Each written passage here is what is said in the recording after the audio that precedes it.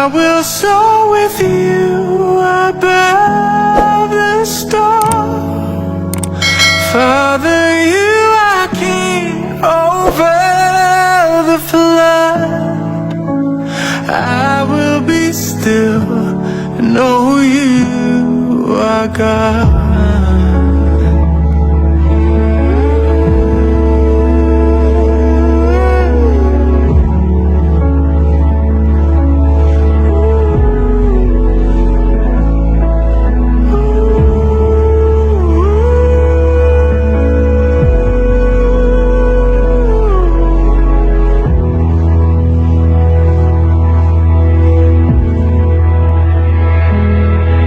Find rest, my soul,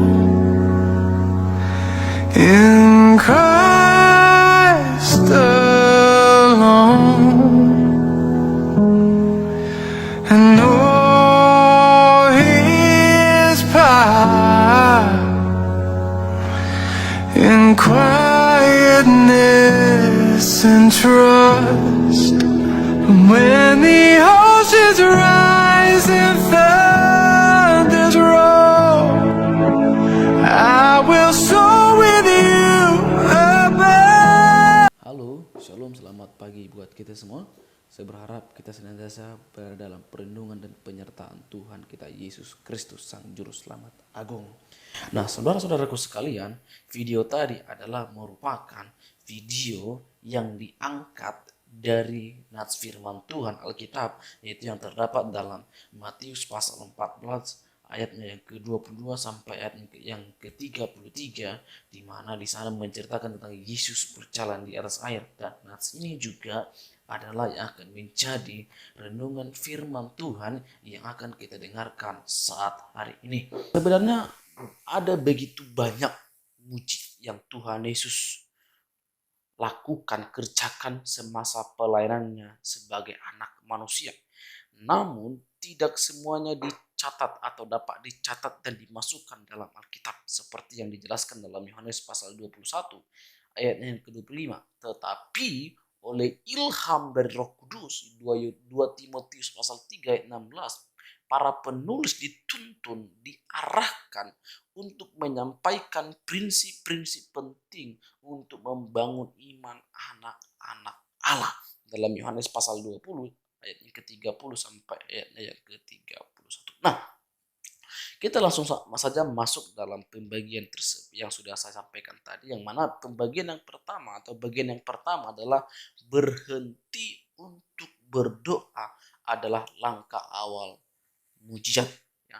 Berhenti untuk berdoa adalah langkah awal untuk mengalami mujizat. Bukan berhenti berdoa, tetapi berhenti untuk berdoa. Nah, maksudnya apa? Nah, sesudah itu Yesus segera memerintahkan murid-muridnya naik ke perahu dan mendahuluinya ke seberang. Sementara itu dia menyuruh orang banyak pulang. Dan setelah orang banyak itu disuruhnya pulang, Yesus naik ke atas bukit untuk berdoa seorang diri. Ketika hari sudah malam, ia sendirian di situ, dalam ayatnya yang ke-22 sampai ayatnya yang ke-3. Nah, saudara-saudaraku sekalian, penting kita perhatikan bahwa malam itu Tuhan Yesus baru saja memberi makan 5.000 orang laki-laki. Dan kemudian pada saat itu juga Yesus memberikan perintah, atau Tuhan Yesus memerintahkan murid-muridnya untuk berpisah darinya, itu mendahului Yesus pergi atau bertolak ke seberang danau.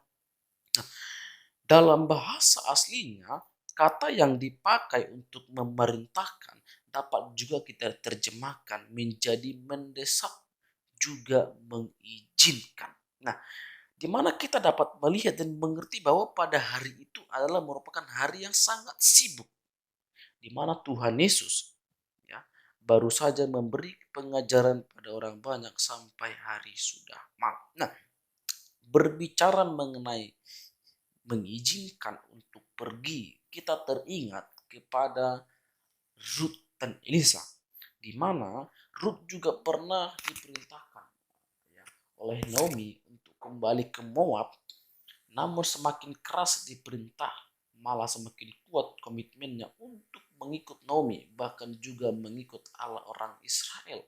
Dalam Rut pasal 1 ayat 8 sampai ayat ke-18. Dan juga Elisa juga pernah diperintahkan Elia untuk beristirahat daripada mengikutinya, namun Elisa tetap memilih untuk mengikutinya sampai kemudian Elia diangkat ke surga dan Elisa mendapat pengurapan ganda dalam 2 Raja-Raja pasal 2 ayat 2 ayat 4 dan ayatnya yang ke-6. Nah, di dalam nats ini kita dapat 2 pelajaran penting ketika Yesus ya naik ke atas bukit, yang mana 2 hal itu adalah dia naik ke atas bukit untuk memberikan teladan, yaitu berdoa.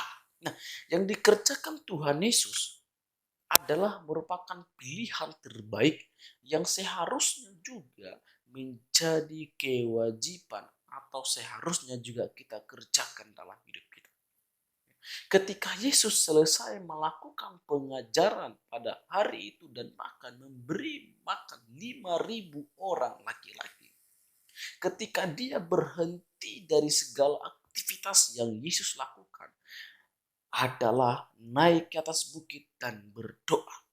Sekarang menjadi pertanyaannya, ketika kita sudah selesai melakukan aktivitas kita, apakah kita sudah mengambil waktu untuk berdoa, mengucap syukur bahwa hari itu segala sesuatu yang kita kerjakan itu adalah semua karena Tuhan. Di dalam nas ini Yesus memberikan teladan sempurna bagi kita yang harusnya itu juga yang harus kita kerjakan. Nah, mungkin bisa saja para murid berpikir bahwa lebih baik segera menyeberang daripada terhambat angin yang biasanya semakin kencang di malam hari. Nah, para murid berpikir bahwa lebih baik ya, karena Tuhan Yesus sudah menyuruh kita untuk mendahului dia pergi menyeberang ke seberang danau. Kita langkah lebih cepat, lebih baik. Karena apa? Karena kita berlambat-lambat, maka kita akan terhambat oleh angin sakal. Dan mereka lupa akan kewajiban mereka sebagai murid-murid Yesus. Itu apa? Melalaikan kewajiban mereka untuk berdoa. Nah, berhenti untuk berdoa dari segala aktivitas kita ya, berhenti dari segala aktivitas pekerjaan kita untuk berdoa justru akan membuat waktu-waktu kita menjadi lebih efektif dan efisien. Karena bukan hanya kita yang bergumul sendiri, melainkan ada kuasa ilahi yang akan menyertai serentetan pekerjaan dan tanggung jawab yang harus kita hadapi hari ini. Oleh sebab itu, jangan lupa berdoa. Sebab tanpa kuasa doa justru aktivitas kita akan terhambat oleh angin sakal yang bergelora, tantangan yang begitu besar. Nah, selanjutnya adalah tentang kekuatan otot dan kekuatan nilai. Maksudnya apa? Nah, perahu murid-muridnya sudah sampai ya, beberapa mil jauhnya dari pantai dan diombang-ambingkan gelombang karena angin sakal. Kira-kira jam 3 malam datanglah Yesus kepada mereka berjalan di atas air. Ketika murid-muridnya melihat dia berjalan di atas air, mereka terkejut dan berseru, "Itu hantu!" Lalu berteriak-teriak karena takut. Tetapi segera Yesus berkata kepada mereka, "Tenanglah, ini aku, jangan takut." Dalam ayat yang ke-24 sampai yang ke-27. Nah, sekuat apapun murid-murid Yesus berusaha mendayung, namun mereka tak kunjung sampai atau tiba di seberang danau. Ya, Alkitab mencatat bahwa malam itu terjadi angin sakal, yaitu angin yang bergerak berlawan arah, sehingga mengakibatkan gelombang yang sangat besar. Nah, kalau dalam King James Version diartikan the wind was contrary. Ya, keputusan yang mereka ambil beberapa jam sebelumnya ternyata tidak membuat atau tidak membawa mereka untuk beristirahat lebih cepat, tapi justru sebaliknya mereka terjebak di tengah danau kehabisan tenaga. Nah, kenapa mereka mengalami hal yang demikian? Kenapa? Karena mereka terobsesi ingin lebih cepat. Sebab mereka di pikiran mereka, semakin kita cepat sampai di seberang danau, maka kita akan semakin cepat untuk beristirahat. Tapi kita melihat ketika mereka mengambil keputusan ingin lebih cepat itu adalah merupakan keputusan yang salah dan tidak efektif. Karena apa? Karena mereka mengambil keputusan tanpa mengandalkan Tuhan di dalamnya. Nah, apa yang terjadi ketika mereka mengambil yang salah? Mereka bertemu angin sakal. The wind was contrary. Mereka bertemu tantangan yang sangat besar di luar dari nalar mereka. Sehingga mereka terjebak, habis tenaga, hilang damai sejahtera, dan mengalami sangat-sangat ketakutan. Tetapi tidak cukup hanya di situ. Ketika mereka mengalami ketakutan, kehilangan tenaga ataupun kehabisan tenaga dan kehilangan damai sejahtera, mereka ketakutan perahu yang mereka tumpang, yang mereka naiki terombang-ambing oleh besarnya gelombang air laut. Yesus masih perhatikan mereka. Di mana Yesus berkata, tenanglah, aku ini, jangan takut. Tapi masih ada respon yang buruk dari murid-murid, justru malah menuduh Yesus yang enggak. Malah bilang Yesus hantu. Terkadang kita juga sebagai anak Tuhan, ketika kita diizinkan mengalami tantangan dan rintangan, Yesus memberikan pertolongan, malah sering sekali juga kita menyalahkan Yesus. Nah, saya mau katakan mulai hari ini bertobat. Saya juga harus bertobat. Ya, harus bertobat. Nah, oleh sebab itu, ambillah keputusan yang tepat, bukan keputusan yang cepat.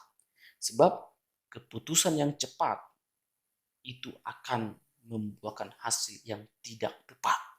Tetapi ketika kita mengambil keputusan yang tepat, maka itu akan membuahkan hasil yang cepat dan membuat damai sejahtera kita semakin melimpah kepada Yesus Kristus. Nah, bagian yang ketiga adalah dipanggil untuk berjalan di atas air. Nah, lalu Petrus berseru dan menjawab dia, Tuhan, apabila engkau itu, suruhlah aku datang kepadamu berjalan di atas air. Kata Yesus, datanglah. Maka Petrus turun dari perahu dan berjalan di atas air mendapatkan Yesus. Tapi ketika dirasanya tiupan angin, takutlah ia dan mulai tenggelam lalu berteriak, Tuhan, tolong aku. Segera Yesus mengulurkan tangannya memegang dia dan berkata, hai orang yang kurang percaya, mengapa engkau bimbang? Dalam ayat ke-28 sampai ayat yang ke-31. Nah, dalam momen itu, perahu dan dayung adalah keputusan para murid yang salah. Namun untungnya Petrus segera menyadari hal itu dan meminta Tuhan Yesus untuk memanggilnya mendekat kepadanya. Jadi ketika mereka sudah menuduh Yesus yang enggak mengatakan Yesus hantu, mengatakan Yesus hantu, Petrus langsung sadar, itu adalah Yesus. Kenapa? Karena imajinasi atau logika Petrus langsung berjalan, sebab hanya anak Allah yang sanggup melakukan hal yang besar seperti itu. Apalagi juga kita lihat tadi, Yesus sudah mengatakan, tenanglah, ini aku, jangan takut. Jangan takut. Namun, hal yang disadari Petrus itu juga nanti ujungnya akan berimbas. Akan berimbas pada dirinya hal yang buruk. Karena apa? Hal yang ia sadari itu tidak ia konsistenkan. Artinya dia percaya bahwa itu adalah Yesus. Tapi nanti ujung-ujungnya dia ragu, bimbang juga. Sehingga Yesus menegur dia. Nah, kita lihat di sana kata dipanggil. Dipanggil apa? Untuk keluar dari perahu, yang artinya keluar dari keputusan yang salah. Ketika Yesus memanggil kita, ketika kita diizinkan mengalami pencobaan, mengalami tantangan, rintangan, Yesus memanggil kita, hai anakku, come here, datang sini, datang keluar dari masalah itu. Keluar, mari datanglah kepadaku. Keluar dari keputusan yang salah. Dan ketika ia dipanggil, ketika Petrus dipanggil berjalan di atas air, itu memiliki pengertian menang atas masalah dengan kuasa doa. Betapa besarnya kuasa doa. Dan memandang kepada Yesus. Jangan pandang angin ribut, pandang penyelamat yang berkuasa itu Yesus. Kenapa? Ketika Yesus berkata, marilah, datanglah, dan Petrus percaya dengan iman yang luar biasa. Ya. Sehingga Petrus dapat berjalan di atas air. Petrus yang bertobat ternyata juga dimampukan untuk berjalan di atas air dan berjumpa dengan Tuhan Yesus. Kenapa? Karena dia dekat mengandalkan Tuhan di dalamnya. Karena ia menyadari bahwa keputusan yang mereka ambil sebelumnya adalah keputusan yang salah. Tetapi keputusan yang aku ambil sekarang bukan keputusan yang salah. Karena apa? Karena dia beriman mengandalkan Tuhan. Ketika aku bersama dengan Tuhan, maka aku akan sanggup melampaui segala kemustahilan. Ketika aku mengandalkan Tuhan dalam hidupku, ketika Roh Kudus, ketika Tuhan hadir dalam hidup, ketika Roh Kudus termataikan dalam hidupku, aku berkata dengan iman, bersama dengan Yesus aku dapat melakukan perkara yang besar. Bersama dengan Yesus aku mampu melampaui segala kemustahilan. Sebab bagi Tuhan tak ada yang mustahil. Jikalau bagi Tuhan tak ada yang mustahil, maka bagiku juga tidak ada yang mustahil. Sebab aku ada bersama dengan Yesus. Yesus tinggal dalam aku dan aku tinggal dalam Yesus. Yohanes pasal 15. Nah, tetapi kadangkala orang beriman juga bisa saja terlanjur membuat keputusan yang keliru. Dalam kondisi itu harus dilakukan adalah segera sadar dan bertobat. Ya, sadar dan bertobat. Nah, dalam Ibrani pasal 7 ayat 25 berkata demikian. Karena itu, ia sanggup juga menyelamatkan dengan sempurna semua orang yang oleh dia datang kepada Allah, sebab ia hidup senantiasa untuk menjadi pengantara bagi mereka. Nah, jadi sebenarnya hal yang paling penting yang harus kita lakukan itu adalah berhenti sejenak dari segala aktivitas kita untuk berdoa. Sebab lewat doa kita mengalami mukjizat. Kenapa kita harus berdoa? Sebab Yesus sendiri berdoa. Yesus 100% Allah, 100% anak manusia. Dia juga berdoa, yang menandakan bahwa itu adalah teladan sempurna. Di atas segala sesuatunya adalah sisihkan waktu untuk mengucap syukur. Dan ketika kamu mengalami ataupun ketika kamu mengambil keputusan yang salah, sadarlah, bertobatlah dan berbaliklah kepada Allah. Sebab Allah menunggu kamu. Ya, sebab Allah menunggu kamu. Sebab kunci kemenangan dari segala sesuatunya adalah kunci kemenangan dari ketika kita menghadapi tantangan angin sakal yang besar, masalah yang besar adalah sadar, bertobat, dan datang kepada Yesus. Itu kuncinya. Sadar dan datang kepada Yesus Kristus, Sang Juru Selamat, Kristus kita. Ya. Sekali lagi saya tekankan, berhenti sejenak dari segala aktivitas pekerjaanmu dan datang kepada Tuhan. Andalkan Tuhan di dalam hidupmu. Ya, andalkan Tuhan dalam hidupmu.